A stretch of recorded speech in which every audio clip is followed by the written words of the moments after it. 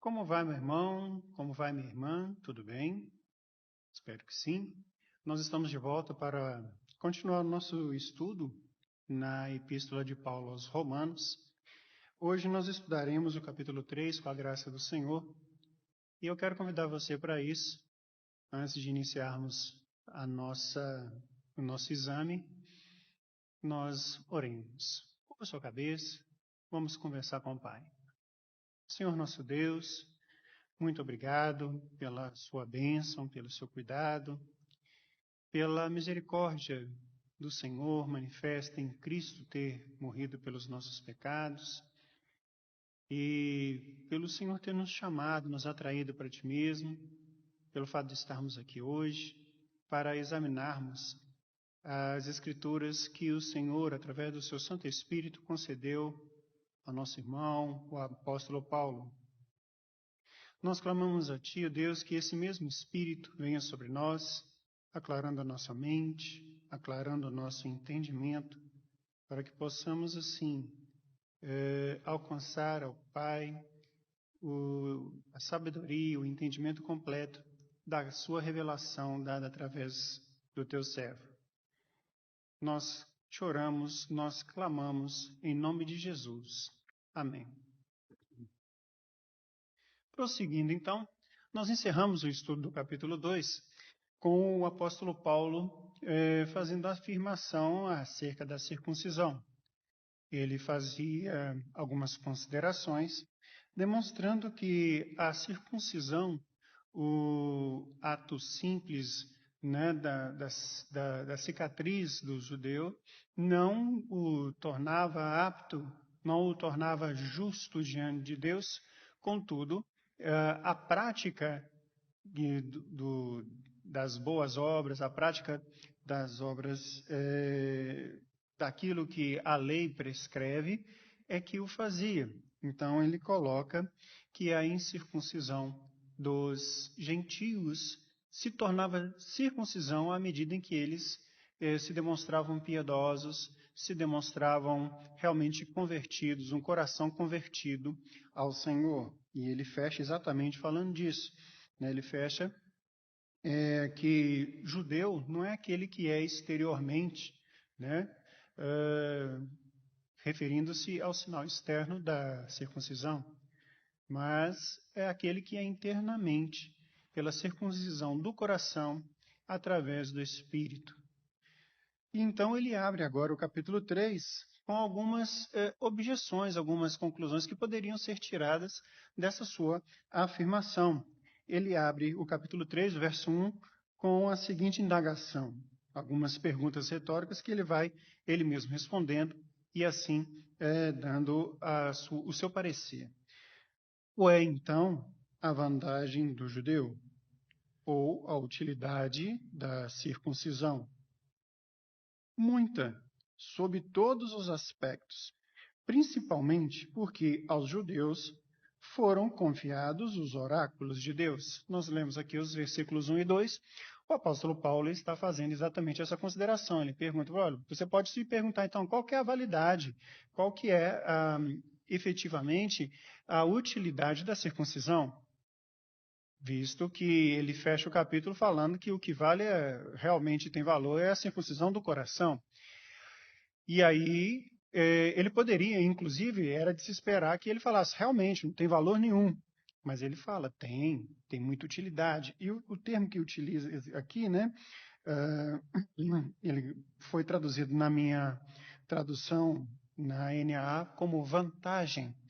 Mas em outros você vai ver a utilidade, qual o benefício também. Pode vir traduzido a palavra grega ophiléu, que ela traduz todas essas ideias. Logo, qual seria então a vantagem, o benefício, a utilidade de ser judeu? E qual é a utilidade da circuncisão? E aí ele vai e fala, você poderia esperar que ele não, né, como eu estava dizendo, que ele dissesse, não tem nenhuma. Ele fala assim, não, muitos, ela tem muita utilidade sob todos os aspectos. Mas ele levanta, né, no verso, continuando na próxima frase, principalmente porque aos judeus foram confiados os oráculos de Deus. Do que ele está se referindo? Se a gente puxar da memória, o Senhor havia escolhido o povo de Israel. Na realidade, ele mesmo cria o povo de Israel no chamado de Abraão. O povo de Israel, ele fala, vós que não erais povo, agora sois povo. Por quê? Pela exatamente a eleição do Senhor, pela ação do Senhor em criar esse povo a partir de um homem só, através do chamado de Abraão. Então, qual que é o teor da aliança de Deus com o povo de Israel? O povo de Israel foi dada a bênção de ser o instrumento da revelação, através do qual Deus se revela a toda a humanidade. Quando ele fala a Abraão, em ti serão benditas todas as nações da terra. Então, qual é essa bem-aventurança? Exatamente ser o canal da revelação de Deus através dos tempos, através da história, para toda a humanidade, todas as nações da terra. Então,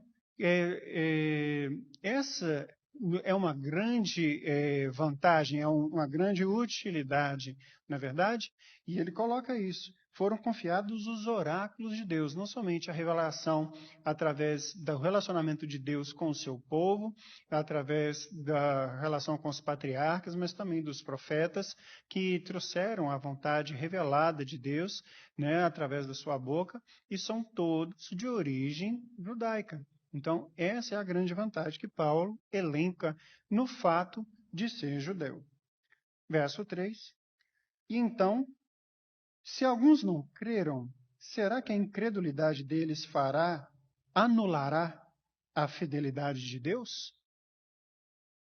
Porque ele segue no raciocínio, uma outra pergunta que poderia nascer exatamente do raciocínio de que ele estava levantando em relação à circuncisão, né? O fato de que o coração é que era mais importante. Ele pergunta, então, se alguns dos judeus não creram, a incredulidade deles, não creram em quem? Na mensagem da salvação pela fé em Cristo Jesus, na mensagem de Cristo, no Evangelho de Cristo. Será que a incredulidade deles anulará a fidelidade de Deus?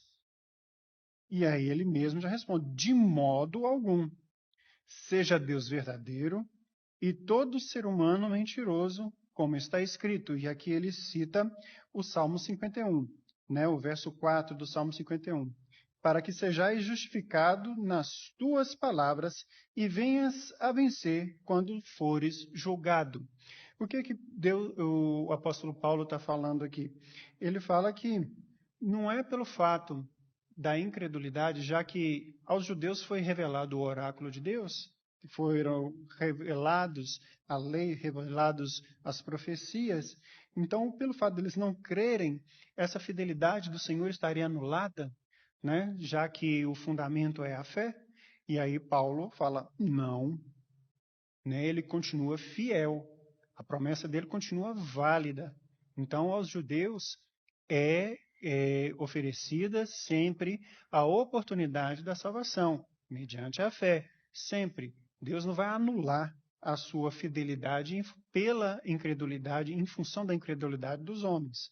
E aí ele reforça esse seu argumento citando o Salmo 51, né, que a justiça de Deus é evidenciada, né, exatamente na incredulidade do homem. Então Deus ele vai permanecer justo sempre, ao passo que o homem, sim, este é falho nas suas decisões, nas suas ações. Verso 5. Mas se a nossa injustiça evidencia a justiça de Deus, que diremos? Seria Deus injusto por aplicar a sua ira? Falo em termos humanos. Aí ele continua. É claro que não. Do contrário, como Deus julgará o mundo? Qual que é a colocação aqui? Então, poderia-se chegar a essa conclusão. Ora, se a justiça de Deus, ela é evidenciada na nossa falha, ela fica mais clara na nossa injustiça. Deus seria injusto em julgar os judeus, né, que não creram, afinal de contas, se eles são incapazes, se nós não somos capazes de crer, né, com o nosso próprio coração, nós não podemos, a não ser pela fé, que é um dom de Deus dado para nós, então nós não teríamos culpa, né? É o que os judeus poderiam dizer.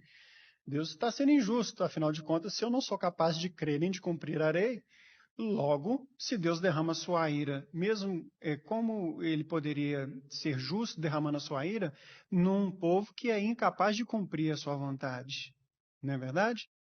Então, Paulo já responde a esse argumento dizendo: é claro que não.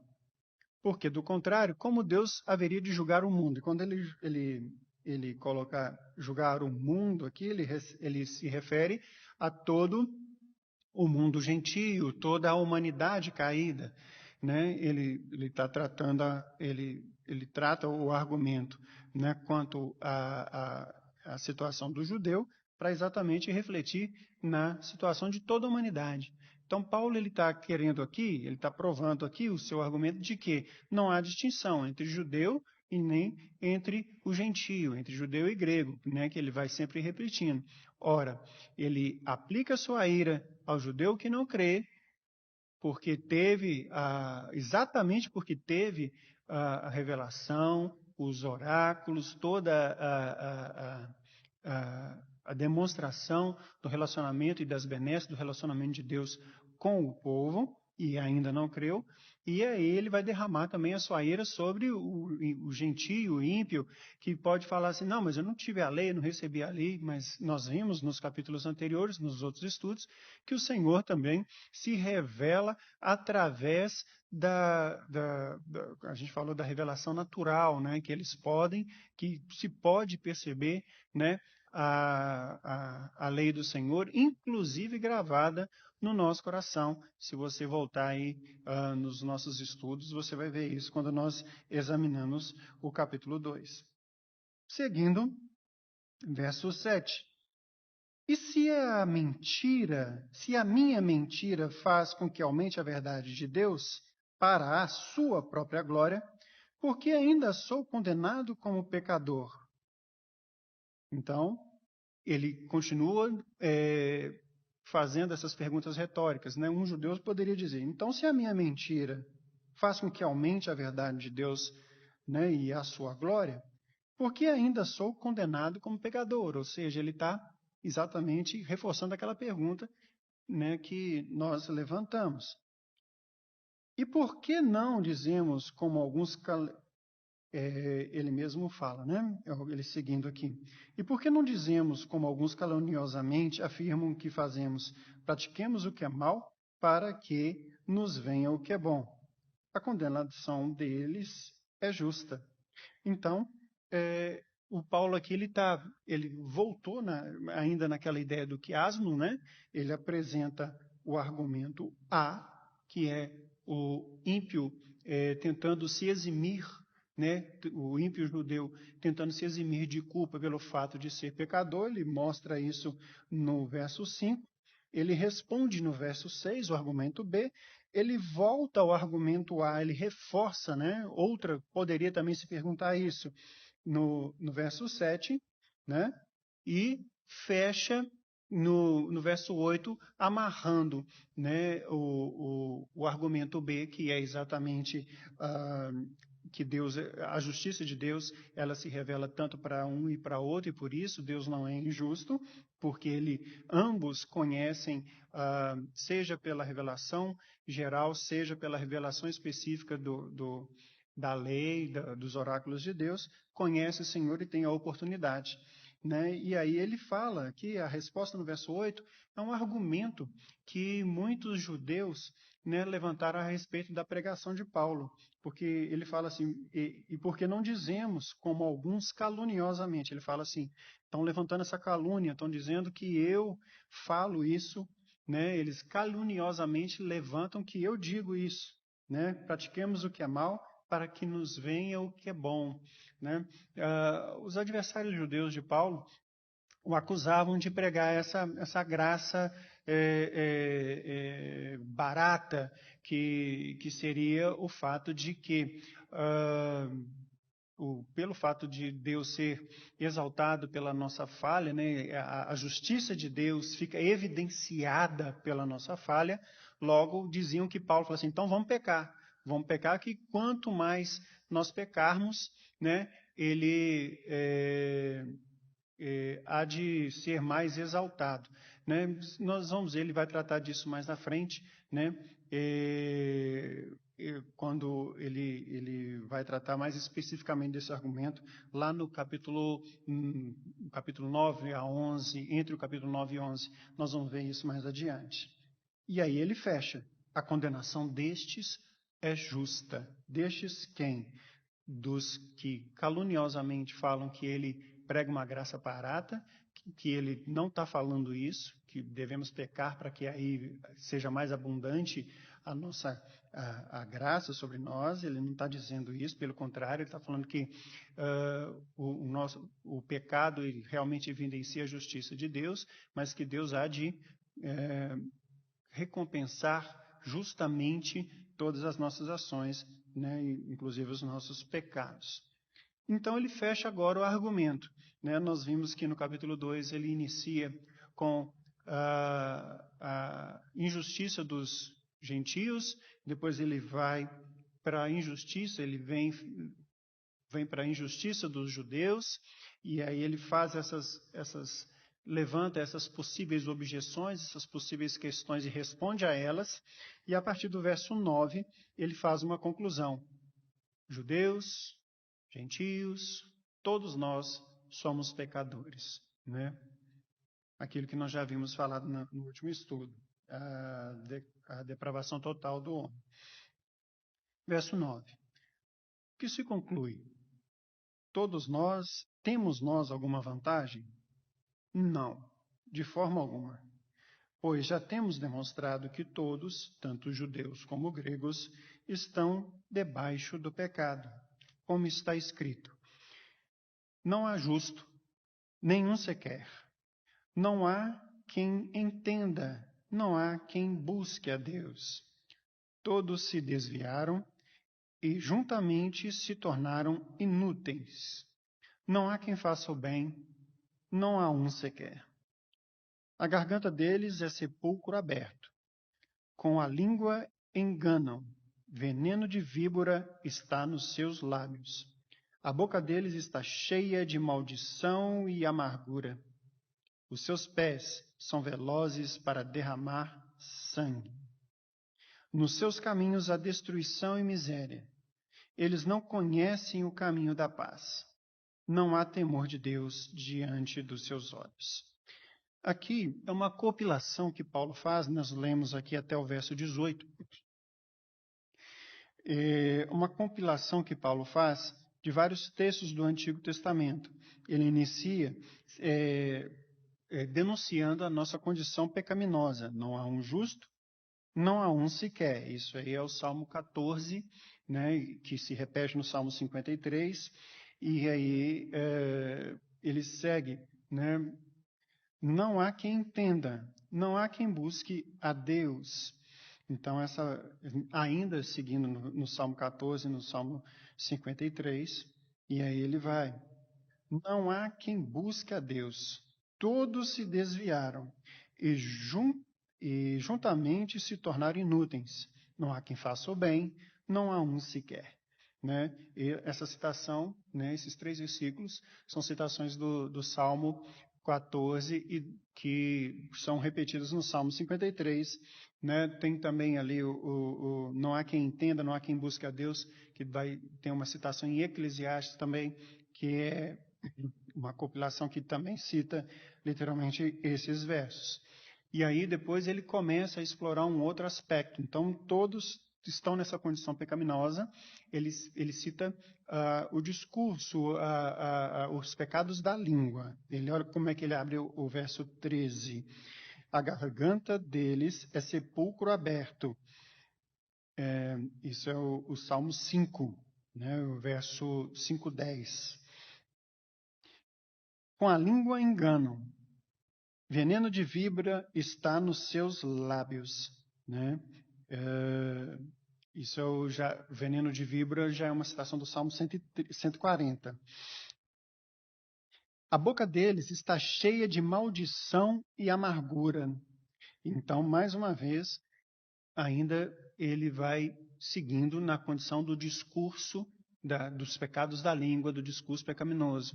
Essa citação é uma citação do Salmo 10, né? A boca deles está cheia de maldição e amargura. Salmo 10, verso 7. No verso 15, então ele já muda para as ações pecaminosas. Não só o discurso, mas ações, as intervenções dos homens também são pecaminosas. Os seus pés são velozes em derramar sangue. Essa é uma citação direta do provérbio, né? Provérbios capítulo 1, verso 16, e também do livro de Isaías, capítulo 59, 7. Verso 16. Nos seus caminhos, há destruição e miséria. Então, eles desconhecem o caminho da paz. Essa é uma citação do profeta Isaías, capítulo 59, os versos 7 e 8. Eles não conhecem, né, o caminho da paz.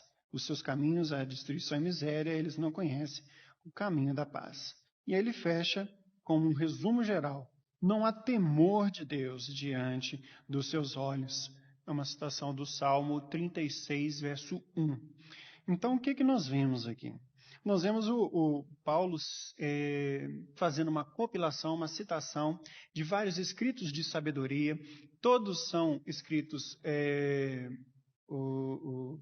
dos escritos de sabedoria e dos profetas, né? Então, nós temos citações de Salmos, nós temos citações de Provérbios, de Eclesiastes, citações do profeta Isaías, que eram textos bastante conhecidos dos fariseus e bastante estudados nas sinagogas.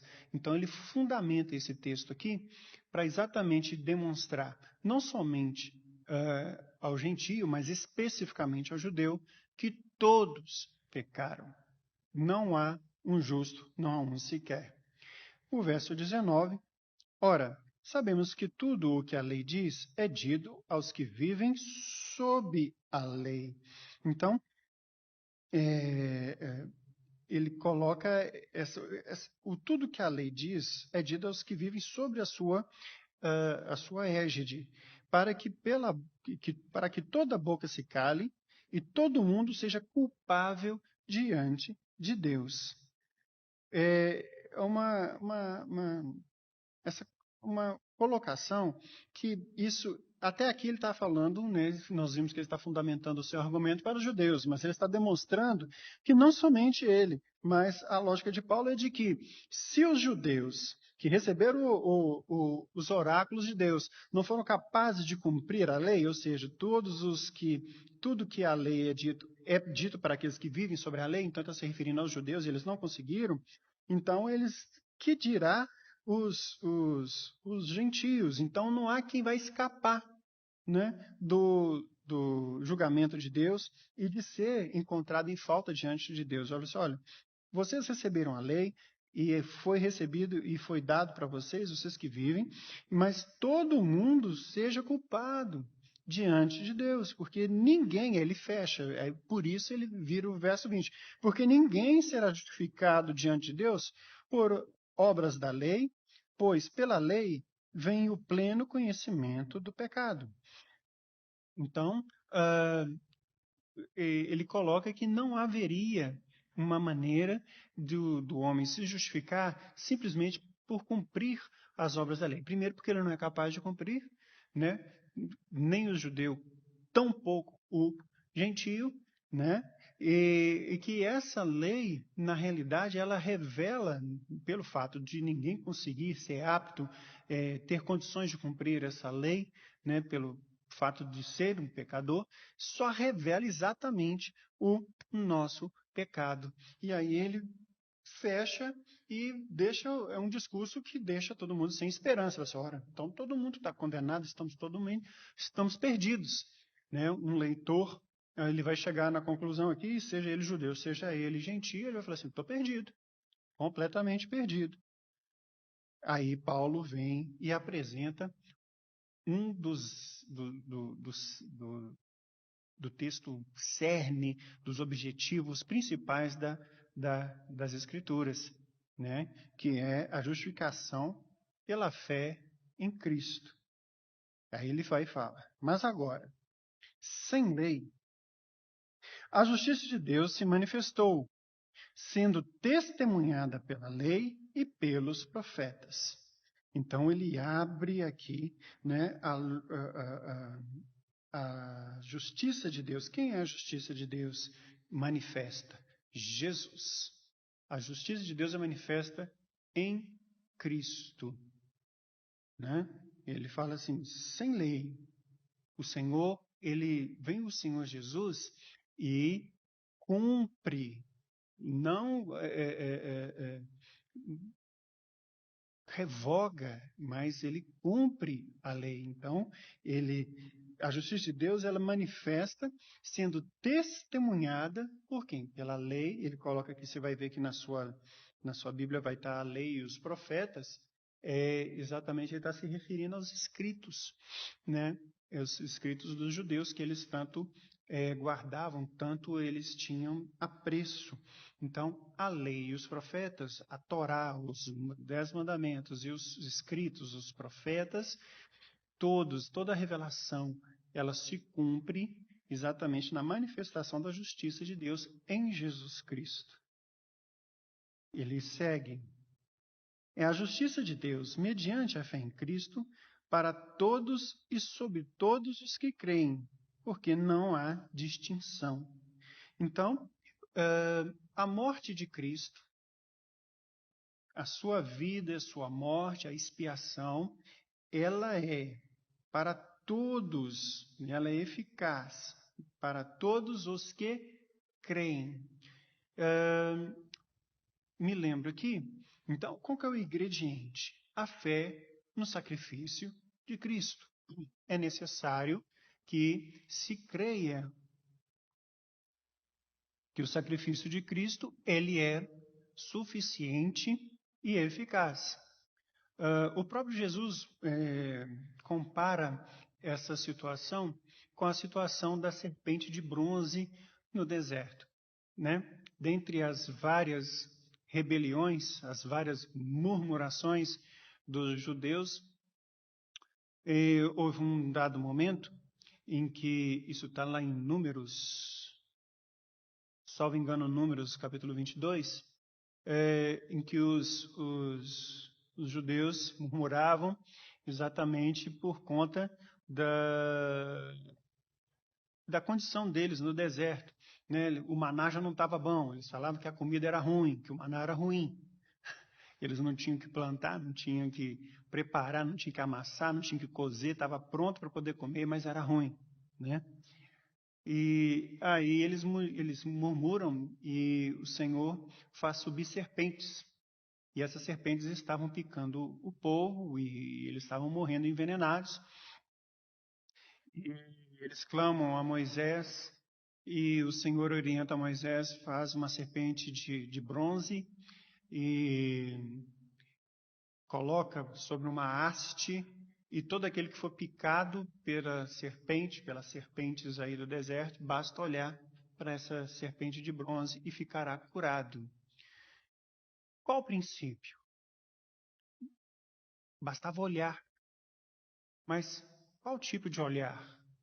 Olhar de fé. Essa era a exigência. Simplesmente olhar para aquela serpente não ia ter nenhum efeito terapêutico, a não ser a operação do poder de Deus na vida daquela pessoa, no organismo daquela pessoa, mediante a fé dela buscar olhar para aquela serpente de bronze que estava suspensa sobre uma haste. E o Jesus faz, que era um tipo de Cristo. Né? Jesus faz exatamente a mesma analogia, ele demonstra que importa que, da mesma maneira que a serpente foi levantada, né, o Filho do Homem também seria levantado. Para quê? Para que todo aquele que simplesmente olhasse para ele com fé, tivesse a ação restauradora, no caso, a salvação na sua vida, né?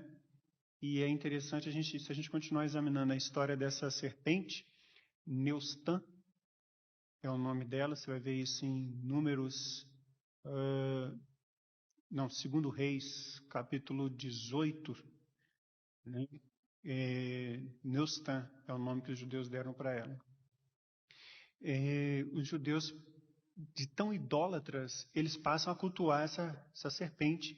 Você vê que anos depois, né, muitos anos depois, Ezequias, no início do seu reinado, vamos dar uma olhada lá, segundo livro dos Reis, capítulo 18,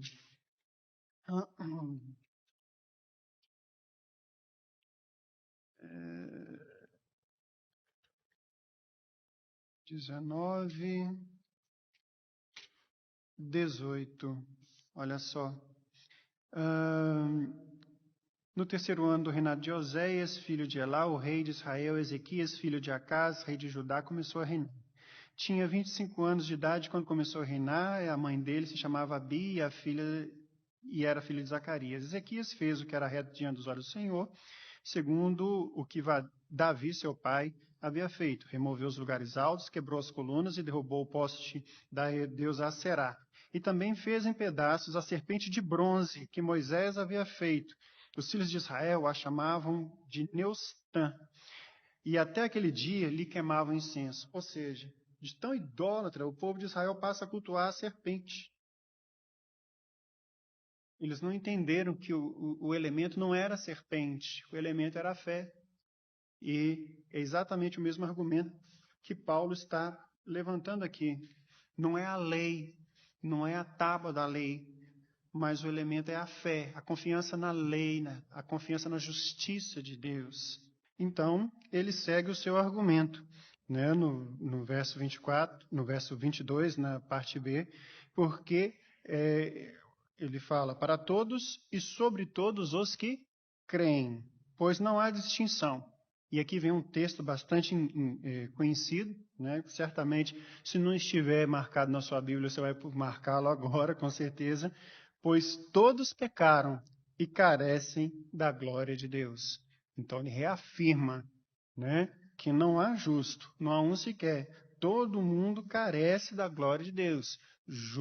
Seja judeu, seja grego, seja gentio. Sendo justificados gratuitamente por sua graça, mediante a redenção que há em Cristo Jesus. Então, o verso 24 complementa a ideia principal do verso 23, de que todos pecaram e carecem. Então, ele complementa. Carecem da glória de Deus e são justificados gratuitamente por sua graça. Somos justificados, né? A gente já falou a questão da justificação nos estudos anteriores. Não é que a gente vai deixar de ser pecador, de ter cometido aquele pecado. Deus vai entender como justo. Ele vai ter como justo, né? Ele vai imputar justiça a todos, mediante a sua graça, né? Pela sua graça, mediante a ressurreição de Cristo, a redenção que há em Cristo. Então é de graça. O que Paulo está querendo dizer aqui, que não pelas obras da lei, não pelo mérito de ninguém, porque não houve quem pudesse fazer a expiação do seu próprio pecado. Por isso Jesus vem, e era necessário que ele morresse, para expiar, para cumprir a lei. Nós vamos ver isso aqui mais para frente. Por isso é que era necessária a morte de Cristo. Porque a lei do Senhor, ele é fiel a ela, então ele cumpre toda a exigência da lei. Exigência essa que não poderia ser cumprida por nenhum homem. Vamos seguir aqui no raciocínio de Paulo. Então, sendo justificados gratuitamente por sua graça, a graça de Deus, mediante a redenção que há em Cristo Jesus, mediante o sacrifício de Cristo Jesus, a quem Deus apresentou como propiciação no seu sangue, mediante a fé. Deus fez isso para manifestar a sua justiça, por ter ele, na sua tolerância, deixado impunes os pecados anteriormente cometidos. O que Paulo está dizendo aqui, então? Exatamente aquele argumento que nós iniciamos. O sacrifício de Cristo é exatamente a propiciação que Deus providenciou para o homem pecador, para a humanidade pecadora, que não teria condição de oferecer nenhum tipo de sacrifício que expiasse definitivamente os seus pecados. Por isso foi necessário que Jesus Cristo, viesse e cumprisse a exigência da lei de Deus, manifestando assim a sua justiça. Ou seja, Deus não simplesmente virou, não, está todo mundo perdoado agora. Não aconteceu isso. Ele não revogou sua lei. Ele poderia fazer? Ele poderia, mas a sua justiça, como Deus é a essência da justiça, impedia ele de fazer isso. Ele tinha sido tolerante, ele tinha deixado, então, aqueles pecados todos impunes em função dos sacrifícios que eram feitos e ensinando que haveria expiação, e haveria paga pelos pecados, os pecados ficariam, ele não puniria aquele que oferecesse esse sacrifício até então. Então, o que Paulo está argumentando aqui? Que Jesus Cristo, ele é o sacrifício superior, ele é o sacrifício cabal, que vem cumprir a exigência da lei. Que Deus não se tornou injusto e nem revogou a lei, antes pelo contrário, ele providenciou o meio para o cumprimento da lei. E um sacrifício pelo qual haveria de expiar o pecado de toda a humanidade. Primeiro do judeu, também do grego. Verso 26. Tendo em vista a manifestação da sua justiça no tempo presente, a fim de que o próprio Deus seja justo e justificador daquele que tem fé em Jesus. Então, ele continua, ele encerra, o Paulo ele escreve períodos bastante grandes. Você vai ver que a frase inteira, ela começa ali no final do verso 22 e vai terminar no verso 26. É uma frase só de Paulo aqui. E ele coloca aqui, tendo em vista a manifestação da sua justiça no tempo presente.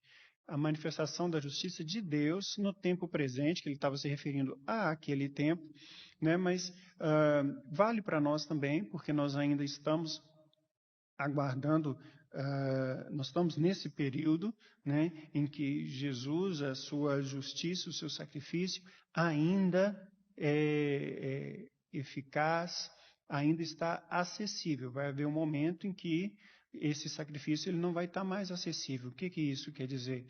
Que as pessoas vão até querer, no tempo final, mas aí já não vai ser o tempo mais do ajuntamento, mas vai ser o tempo do julgamento, e aí já não mais será possível, esse sacrifício, aderir a esse sacrifício já não vai estar mais possível, essa expiação já não vai ser mais estar disponível. Para que Deus, o próprio Deus, seja justo, para que Deus cumpra a sua justiça, cumpra a sua lei, e ao mesmo tempo seja o justificador daquele que tem fé em Cristo. Então, Deus, a lei está satisfeita, porque aquela pessoa que olha com fé para Jesus, ela se apropria da redenção, assim como as pessoas que olhavam com fé para a serpente se apropriavam da sua redenção ali, daquele veneno, naquele caso o veneno das peçonhas das cobras, e aqui o veneno do pecado. E o Senhor mesmo justifica, Ele sendo justo, Ele cumpre a lei e Ele mesmo é o justificador de todos nós. E aí ele segue. Mais uma vez, ele levanta algumas questões para poder encerrar o seu argumento nesse capítulo 3. Onde fica, então, o orgulho? Foi totalmente excluído. Por meio de que lei? A lei das obras? Não. Pelo contrário. Por meio da lei da fé. O que Paulo coloca aqui? O orgulho. Que orgulho? O orgulho, aquele nós já vimos nos referido o orgulho do judeu, de ter a lei, de ter recebido a lei e de ser o povo, segundo eles mesmos se declamavam, se proclamavam, o povo da aliança que estaria simplesmente salvo através da sua própria, simplesmente pelo fato de nascer judeu. Então, onde foi esse orgulho? Aí Paulo fala, foi totalmente excluído, porque não há mérito nisso, não há justificação nisso. Mas por meio de que lei? A lei das obras? E aí, quando Paulo fala aqui, quando ele fala essa primeira lei, por meio de que lei? Ele está falando assim, qual o fundamento? Por meio de que princípio? A lei das obras, e quando ele fala essa segunda lei, a lei das obras, ele está se referindo exatamente ao cumprimento, ao cumprimento das leis judaicas. E ele não é o cumprimento da lei, já vimos isso. Ele está reafirmando esse argumento, nós já vimos isso, não é esse cumprimento. Mas, muito pelo contrário, por meio da lei, aqui essa lei aqui já não está se referindo ao decálogo, mas ao princípio, né? Por meio de que princípio? O princípio da fé. Então, o orgulho, ele é quebrado pelo quê? Pela fé. O orgulho de ter recebido a lei, de ser o povo eleito e etc. tal, tudo isso é jogado por terra. É substituído pela fé. Então, o caminho já não é as obras, já não são as obras da lei. Na realidade, nunca foram. Você vê que ele vai argumentar e ele aqui já vai mostrar, né, no capítulo 4, nós vamos ver no próximo estudo, que o argumento que Abraão ele não é justificado pelas obras, mas ele é justificado pela sua fé. Nós vamos ver isso. Então, na realidade, não é a obra da lei, mas a obra da fé. Verso 28. Concluímos, pois, que o ser humano ele é justificado pela fé, independentemente das obras da lei. É uma conclusão clara, lógica de todo esse argumento que ele vem expondo desde o finalzinho do capítulo 1, capítulo 2 e agora no capítulo 3. Qual é a conclusão que nós chegamos? O ser humano, ele já não cita mais judeu, já não cita mais grego, ele fala o ser humano, a humanidade é justificado independentemente, é justificado por quem? Pela fé, independentemente das obras da lei. Não são as obras, né, que vão apresentar justificação, porque não há justo, não há quem pudesse ser justo diante de Deus mediante as suas obras, mas pela fé em Cristo. Verso 29. Ou seria Deus apenas Deus dos judeus? Será que não é também Deus dos gentios? Sim, também dos gentios. Aqui então ele está levantando, né, reforçando a situação. Nós falamos aqui que no verso anterior ele fala o ser humano.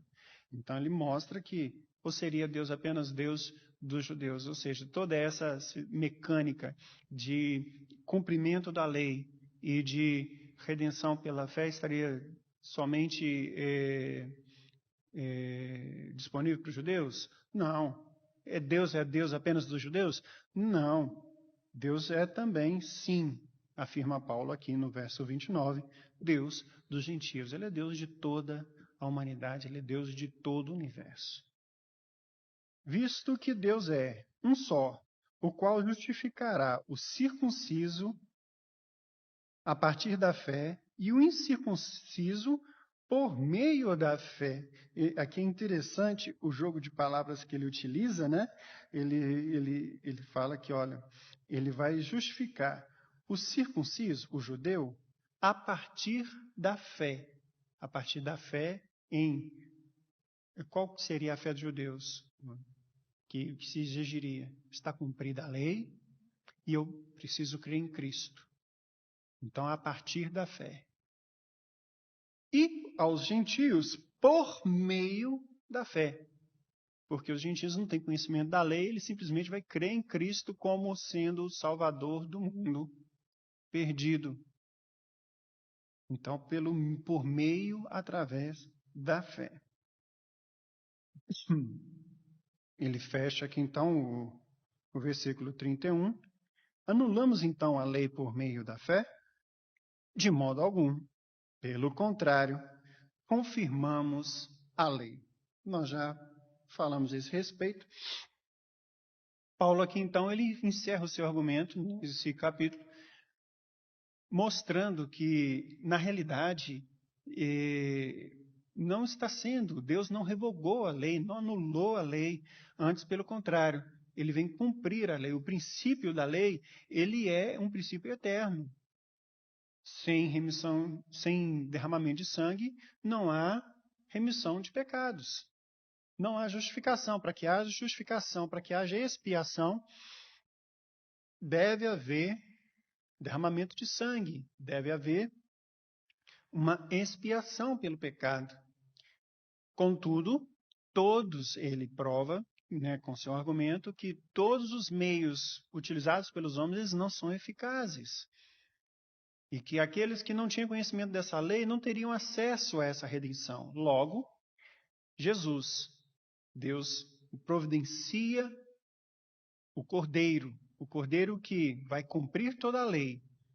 Para o judeu, vai cumprir toda a lei e vai ser o sacrifício eficaz, o derramamento de sangue eficaz, cabal, para remir os pecados da humanidade.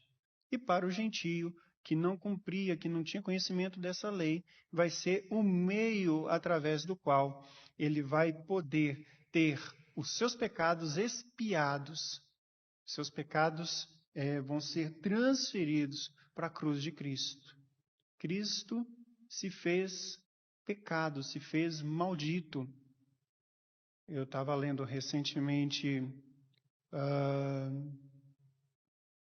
salvo engano, foi Deuteronômio, se não Números, um dos dois, eu não me recordo agora com exatidão, que menciona maldito todo aquele que for pendurado no madeiro. Cristo se fez maldição. Gálatas 3:3. Paulo vai falar isso. Gálatas, capítulo 3, verso 3.